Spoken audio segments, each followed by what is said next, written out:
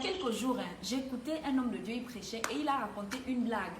Il y avait une dame, une vieille maman, elle n'avait pas d'argent, elle n'avait rien à manger chez elle, mais elle était chrétienne, elle priait. Et elle n'avait pas de pain. Et elle disait, non Seigneur, je veux le pain, envoie le pain, envoie le pain. Et à côté d'elle, il y avait un marabout, un sorcier. Et le sorcier disait, mais regarde-moi cette dame-là, elle dit qu'elle prie Dieu. Et puis, elle n'a même pas de pain, alors que moi j'ai des voitures, j'ai de l'argent. Et puis c'est comme ça que le sorcier dit, non, je vais lui faire un coup. Donc il est parti dans un centre commercial, il a acheté les pains, les fromages. Et puis il appelle des enfants qui sont en train de jouer, que les enfants, venez d'abord, venez. Il a fait un panier, il a destiné à la dame et il a dit aux enfants, allez-y dire à la dame qui prie tous les jours qu'elle veut du pain, que c'est Satan qui lui a envoyé ça. My God. Et donc les enfants sont allés donner le pain à la dame. Maman, tiens, Satan t'a envoyé le panier. Et puis la dame commence à danser. My God. Yo, oh yo. Et puis le sorcier s'arrête pour dire que, mais madame, vous dansez pourquoi? On te dit c'est Satan qui t'a envoyé le truc. Elle commence encore à danser.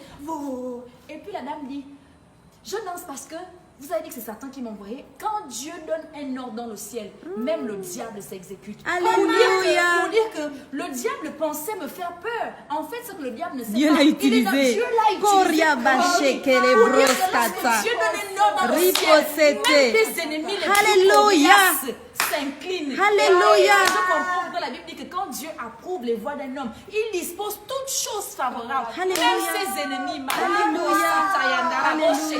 My God, je ne sais pas, mais je dis, il n'y a pas de fatalité. Même quand le diable pense qu'il envoie des épreuves pour nous nuire, pour nous détruire. Mais en fait, il est dans le plan de Dieu. En fait, si le diable savait qu'en envoyant Jésus à la croix, nous, on allait être là aujourd'hui. Le diable, en fait, il n'allait même pas faire cette erreur. Le diable ne connaît pas le futur, en fait.